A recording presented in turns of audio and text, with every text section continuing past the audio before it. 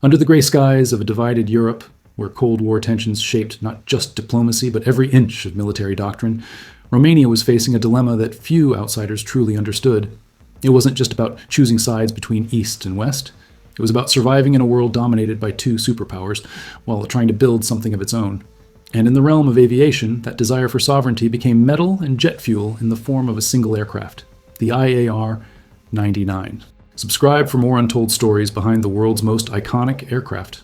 By the late 1970s, Romania was not entirely aligned with the Soviet Union, despite being a member of the Warsaw Pact. Nicolae Ceausescu had taken a different political course, one that pushed for more national control over defense infrastructure and a measured resistance to Soviet standardization. For the Romanian Air Force, this meant looking beyond the flood of Soviet-made trainers and fighters, and instead asking a dangerous question. Could they actually build something domestically, something that worked? The goal was clear. Romania needed a subsonic jet trainer that could bridge the gap between propeller aircraft and the high-performance MiG-21. But it also needed that platform to serve a second purpose, light attack. Flexibility was non-negotiable, budget was limited, and so was access to Western technology, which meant that what Romania didn't already possess, it would have to invent, borrow quietly, or develop from scratch. It was a high-stakes challenge, born in the design bureaus of IAV Craiova, and it would eventually give birth to the IAR 99. The IAR designation carried history. Industria Aeronautica Romana was more than a name, it was a legacy, one stretching back to before World War II, when Romania produced its own fighters. But post-war realities had pushed domestic aviation into the shadows of Soviet dominance. Now, with the IAR 99, that legacy was being revived, not as a symbolic gesture, but as a serious industrial and military undertaking. Engineers began sketching a design that was compact, agile, and maintenance-friendly. The aircraft wouldn't be flashy or overly ambitious. It just needed to work, reliably and repeatedly. That philosophy would guide every decision. The IAR 99 would be a twin-seat jet, arranged in tandem, optimized for instruction and tactical flexibility. It wouldn't break speed records or win dogfights against fourth-generation fighters, but that wasn't the point. It was meant to teach, to bridge the gap between theory and operational readiness, to prepare Romanian pilots not just to fly, but to fight. And yet, it wasn't just a trainer. The political leadership insisted on versatility. The aircraft had to be capable of defending Romanian airspace in a pinch. That meant integrating hardpoints for weaponry, reinforcing the airframe for rough field operations, and ensuring that even the most basic avionics package could support combat missions when necessary. It had to fly well, but it also had to shoot, dive, turn, and land on short runways if the order came. The choice of engine surprised many. Instead of relying on Soviet propulsion systems, Romania opted for a license-built version of the British Rolls-Royce Viper turbojet, a bold and quiet statement that pointed toward Western influence, even in the heart of the Eastern Bloc. It was a pragmatic decision. The Viper was known for reliability, ease of maintenance, and broad availability of spare parts, especially in export markets. But it also gave the IAR 99 something rare in the Eastern Bloc, a performance envelope tailored to training needs without overcomplicating the airframe. Development wasn't easy, resources were thin, test flights were delayed more than once, and yet the prototype eventually took to the skies for the first time in December 1985, just as the Cold War was beginning to fray at the edges. Inside Romanian air bases, the IAR 99 quickly proved itself to be forgiving in the hands of young cadets, yet responsive enough to challenge their limits. It could simulate high angle of attack maneuvers, perform weapon drills, and transition seamlessly between instruction and combat simulation. The cockpit layout followed a logic built around simplicity. Gauges and switches were arranged for maximum clarity, ensuring that both instructor and student could focus on the mission without distraction. The bubble canopy offered excellent visibility, a crucial factor in both instruction and low-level navigation. These weren't luxury features, they were survival necessities, designed with brutal clarity. But perhaps the most important aspect of the IAR 99 was not its speed, agility, or payload. It was its symbolism. It was an aircraft born from a desire to stand slightly apart. In a world dominated by standardized Soviet doctrine, Romania was attempting something few dared to consider, producing a tactical platform tailored to its own geography, its own pilots, its own strategy. That's why the IAR 99 matters. Not because it redefined air combat, but because it redefined what was possible under limitation. It showed that even under economic pressure, political isolation, and technological embargoes, a nation could still shape its own tools of defense. And more importantly, it could train the minds and hands that would one day take its airspace into the future. But this was only the beginning. With a working airframe and a tested propulsion system, the next challenge loomed large, turning the IAR 99 from a functional trainer into a modern, combat-ready machine that could evolve with NATO standards and meet the demands of a post-communist world. The aircraft had survived its birth, Now it had to survive everything that came after. While the IAR-99 had proven its ability to take off, fly, and land as planned, the deeper challenge was just beginning. Designing an aircraft is never about merely reaching the runway. It's about refinement. It's about translating raw performance into practical capability. And for the IAR-99, that meant one thing above all: integration. It had to become more than just a flying shell. It had to become a complete system, one that could educate, adapt, and if necessary, defend. At first glance, the IAR-99 looked modest. A single-engine jet with swept wings, conventional landing gear, and a no-frills layout. But beneath that simplicity was a precise philosophy. Create an aircraft that could do more with less. The use of the Rolls-Royce Viper 632 to 41mm engine gave the jet a balance of thrust and maintainability. Producing around 17.79 kN of thrust, it wasn't overwhelming by modern standards, but it was reliable, lightweight, and supported by a vast ecosystem of spare parts already in use across multiple platforms. This was important for a country like Romania, where every decision had to be weighed against long-term logistical sustainability. An exotic engine might have promised higher performance, but the Viper delivered something more critical: operational certainty. Instructors and maintenance crews didn't have to guess. They knew the system. They could trust it. The airframe was built to withstand the daily wear of training environments, including repeated takeoffs, landings, and high-G maneuvers. Its tandem cockpit design gave instructors full visual and instrumentation control over the trainees' behavior, while its relatively high-mounted wings and robust undercarriage made it suitable for less than ideal runways. A reality in many Eastern European airfields during the Cold War and even into the post-Soviet transition years.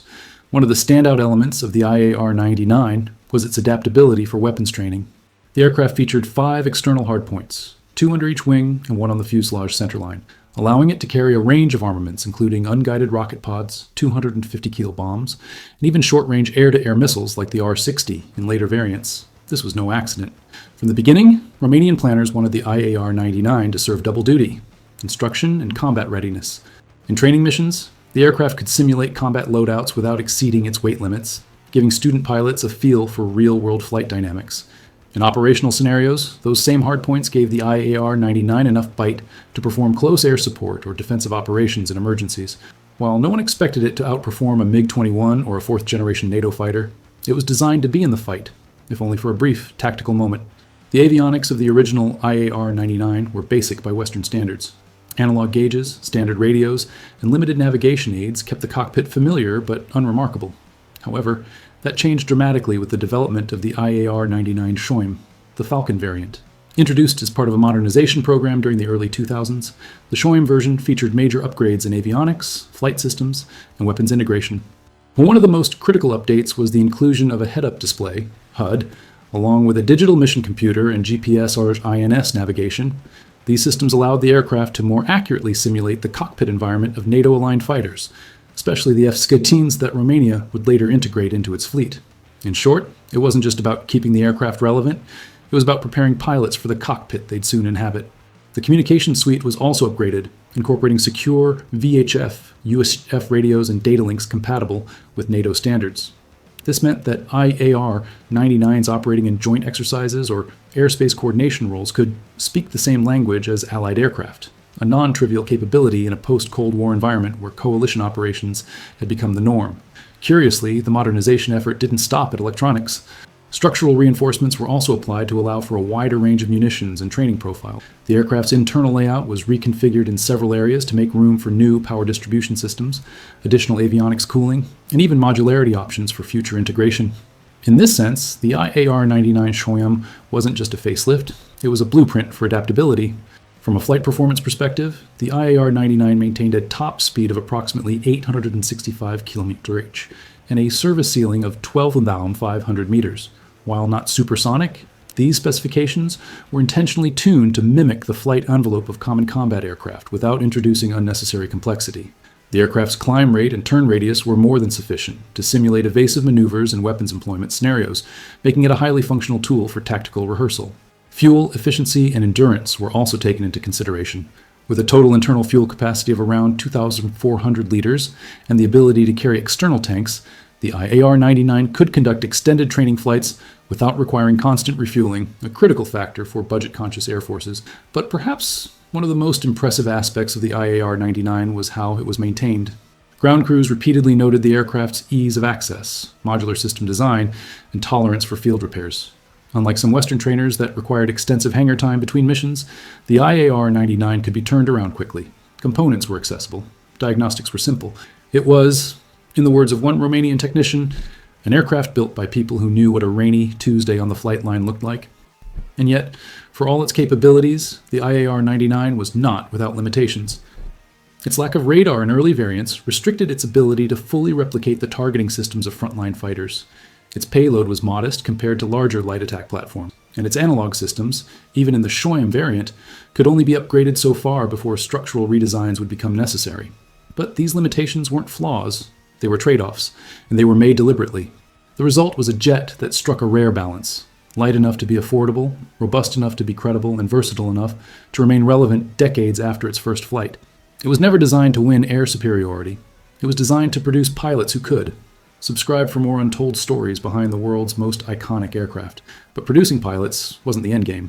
As Romania redefined its role within NATO, the IAR-99 had to evolve once again, not just as a trainer, but as a component of a fully interoperable air force. The next phase of its story wouldn't be about internal capability, but external collaboration. A new era of exercises, partnerships, and real-world air policing missions was about to put the aircraft and the doctrine behind it to the test. When Romania officially joined NATO in 2004, its military was thrust into an entirely new paradigm. The doctrines, tactics, and technical standards that had once defined its Warsaw Pact roots were now relics of a past that could no longer support modern alliance operations. The shift was more than symbolic. It demanded action, and fast. For the Romanian Air Force, this meant overhauling nearly every piece of equipment and protocol it relied on, from communication networks to tactical procedures. And among the many systems being evaluated, the IAR-99 stood at a crucial crossroads. It could either be left behind or re-engineered to match the alliance it now served. Up until this point, the IAR-99 had done exactly what it was built for. It had trained pilots, performed basic weapons drills, and proven itself as a reliable platform for national defense. But NATO demanded more. Its standards were rigorous, its interoperability requirements absolute. It wasn't enough for the aircraft to function. It had to integrate. The transformation began with a series of upgrades driven by both domestic engineering and international cooperation. Israel played a key role specifically through Elbit systems, which provided avionics modernization and system upgrades that would become the backbone of the IAR-99 Shoim variant. These enhancements did not attempt to make the aircraft something it wasn't. They simply made it smarter, more aware, and, most importantly, NATO compliant. The cockpit was redesigned around a glass cockpit layout. This included multifunction displays, MFDs, digital moving maps, and standardized control interfaces that mirrored those found in NATO frontline fighters like the F-16. For trainees, this meant that time spent in the IAR-99 could now translate more seamlessly into advanced aircraft transition. For instructors and commanders, it meant that Romania could begin aligning its entire pilot training pipeline with the operational realities of modern coalition warfare. Navigation systems were also overhauled. The integration of GPS, INS solutions, and NATO standard TACAN systems allowed for accurate positioning and route planning across Allied airspace, a necessity in multinational exercises and joint operations. With these tools, the IAR-99 could now participate in missions like Red Flag-style war games or Baltic air policing simulations, contributing not just as a training tool, but as a valuable player in the Alliance's broader air readiness structure. A major point of focus was communications. The original VHF-UHF systems were replaced with encrypted digital radios that enabled secure real-time coordination with NATO aircraft and ground controllers.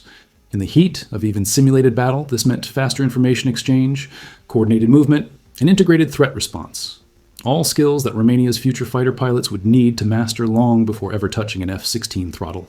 Beyond avionics, Romania also made small but impactful changes to the aircraft's external hardware to support updated weapons training. Pylons were reinforced to handle NATO-compatible stores, while the onboard mission computer was adapted to simulate modern targeting and delivery modes. This meant that the aircraft could carry Western-style bombs, rocket pods, and targeting equipment for drill purposes, even if it wasn't deployed in an active combat role. But adaptation wasn't just about systems. It was about people. The IAR-99 now became a central pillar in Romania's efforts to create a new generation of pilots.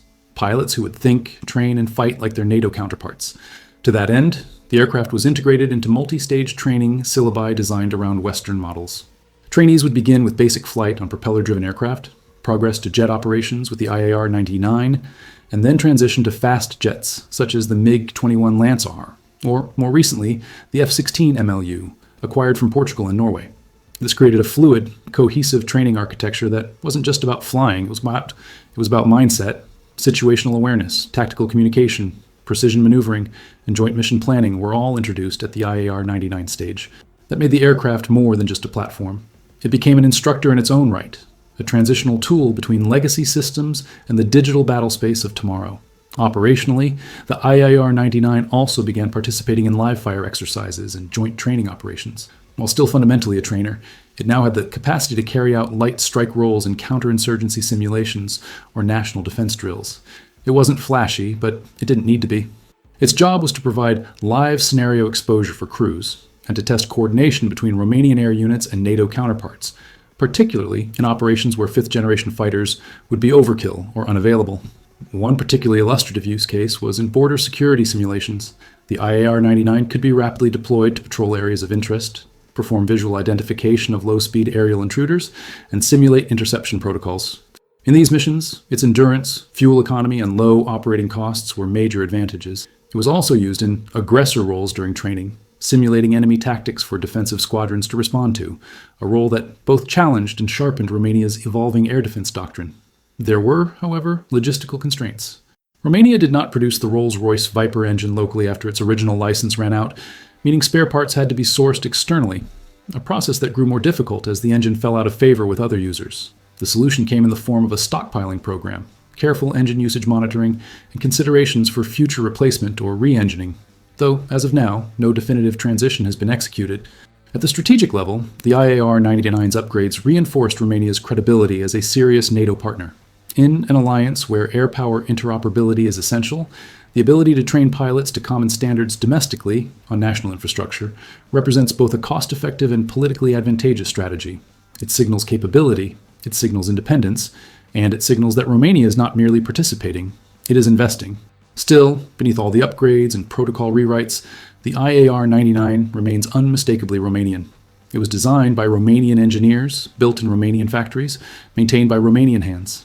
And now, decades after its first flight, it continues to evolve. Not as a relic being kept alive by nostalgia, but as a living, working machine fulfilling its original purpose with modern efficiency. But the mission isn't over. As Romania expands its air force, bringing in more advanced platforms and participating in increasingly complex joint operations, the question returns with more urgency than ever. Can the IAR 99, even in its upgraded form, keep up with the future of aviation? Or is the time approaching when this workhorse must be succeeded by something new, built either at home or acquired from abroad? That decision looms just ahead, and it may shape the next generation of Romanian air power. Today, more than 4 decades after its initial conception, the IAR 99 continues to fly. And in doing so, it represents something rare in military aviation, an aircraft that has not only outlived the era that produced it, but has adapted to serve in the radically different world that followed. It is a survivor of shifting doctrines, budgetary constraints, alliance transitions, and technological revolutions. And yet, even now, the jet remains in service with the Romanian Air Force, performing a task few platforms managed to sustain for so long, training future generations of pilots to meet the demands of modern aerial warfare. For cadets arriving at the Romanian Air Force Academy, the IAR 99 is a rite of passage. It's the aircraft that teaches them how to handle jet speeds, manage high-G turns, navigate low-level routes, and perform precision maneuvers in tight formation. It is where they learn to manage systems under pressure, respond to instructor prompts in real time, and develop the muscle memory and mental discipline required for modern cockpits. And for many of them, it will be the last aircraft they fly before being handed the keys to an F-16. But its longevity isn't purely symbolic, it's also practical. The cost of operating the IAR 99 is substantially lower than that of more advanced trainer aircraft like the Italian M346 or the British Hawk T2. Romania, like many NATO members in Eastern Europe, must constantly weigh effectiveness against affordability. And in this balance, the IAR 99 continues to perform. Its simplicity is its advantage. It can be turned around quickly between flights, can be maintained without complex ground support equipment, and it can fly training missions day after day without putting unnecessary hours on the more expensive fast jets in the fleet. That practicality, however, hasn't translated into widespread export success. Despite efforts in the 1990s and 2000s to offer the IAR 99 to other nations, particularly those in Africa, Asia, and Latin America, few deals ever materialized. Several factors contributed to this. First, the aircraft lacked the brand recognition of Western or Russian alternatives. Second, while its performance was adequate, it didn't offer a leap in capability that would justify acquisition for countries already operating other trainers. And third, the support infrastructure for the IAR 99 was tightly centered in Romania, making logistics and maintenance a barrier for foreign buyers. Still, a few examples were evaluated abroad. At one point, there were reports of discussions with Nigeria and South American air forces, and even whispers of an Indonesian interest, but none progressed beyond the negotiation phase. Romania's Ministry of Defense made occasional announcements about modernization packages that could be tailored for export, including glass cockpit upgrades and NATO interoperable comms. Yet, in a market saturated by new entries and long-trusted incumbents, the IAR 99 found itself in a narrow niche. But it is in this niche that the aircraft has quietly thrived. It was never designed to conquer the world market. It was designed to meet a very specific set of needs, and for Romania, it has done just that. Over 20 airframes remain operational, and modernization programs have kept the fleet flying with upgraded systems, airframe life extension packages, and avionics refinements. There have even been discussions around building a new generation variant, unofficially dubbed the IAR 99 Next, that would include a modern digital cockpit, increased thrust from a new engine, and advanced embedded training capabilities such as simulated radar, targeting pods, and networked combat training environments. These improvements would bring the aircraft up to a level comparable with leading Western trainer light attack hybrids, and might finally make it viable for regional export or joint development. However, as of now, this remains a concept. Budget limitations, shifting procurement priorities, and the increasing availability of surplus Western aircraft have all stalled momentum. Romania's focus in recent years has pivoted toward acquiring more F-16s, improving its air defense systems, and modernizing ground-based radar and C4ISR networks. In that context, the IAR 99's future hinges on one simple question. Is there still room in the force structure for a domestically produced subsonic jet trainer in the age of fifth-generation air power? The answer is complex. From a capability standpoint, the IAR 99 can still serve. It remains an ideal platform for basic to intermediate jet training. It allows for weapons familiarization, formation flying, and electronic systems training. And it bridges the gap between propeller trainers and high-performance jets, all without consuming the life cycles of more expensive frontline fighters. But from a long-term strategic standpoint, its role must be redefined. One possibility is to position the IAR 99 as part of a broader multinational training solution, partnering with regional allies who need affordable jet instruction but lack the resources to build their own fleets. Romania, with its training infrastructure already in place, could become a hub for Eastern European pilot development, with the IAR 99 at the center of that model. Another path is adaptation. With modular avionics architecture already being tested and weapon systems that can be adjusted based on mission profiles, the aircraft could be retooled for light ISR missions, border surveillance, or even unmanned conversion in the future. While ambitious, these ideas reflect the core design philosophy of the IAR 99, to be simple, adaptable, and operationally persistent. There's also the cultural dimension. For Romanian aerospace engineering, the IAR 99 represents more than just an aircraft. It symbolizes continuity. Built by the legendary IAR company, Industria Aeronautica Română, it carries a heritage that dates back to the interwar period, when Romania was one of the few nations in Eastern Europe with an indigenous aircraft industry. In a region where most countries rely entirely on foreign designs, the IAR 99 remains a rare emblem of national aerospace identity. This, too, matters, especially in an age when defense is not just about firepower, but about sovereignty, resilience, and the ability to maintain domestic capability, even in times of crisis. As the global defense landscape becomes increasingly multipolar and uncertain, having an indigenous platform, however modest, can mean the difference between dependency and flexibility. So, as the final chapters of the IAR 99 continue to be written, one thing is certain. The story of this jet is not one of spectacular triumphs or high-profile missions. It is a story of consistency, of relevance, maintained quietly, of adaptation under pressure, and of a nation that, despite challenges, has kept one foot in the sky with a jet that still flies because it still matters. What comes next, whether it's a successor, a further evolution, or a graceful retirement, will depend on strategic choices made over the coming decade. But the IAR 99 has already achieved something few aircraft do. It has stayed useful long enough to see the world that built it completely transformed.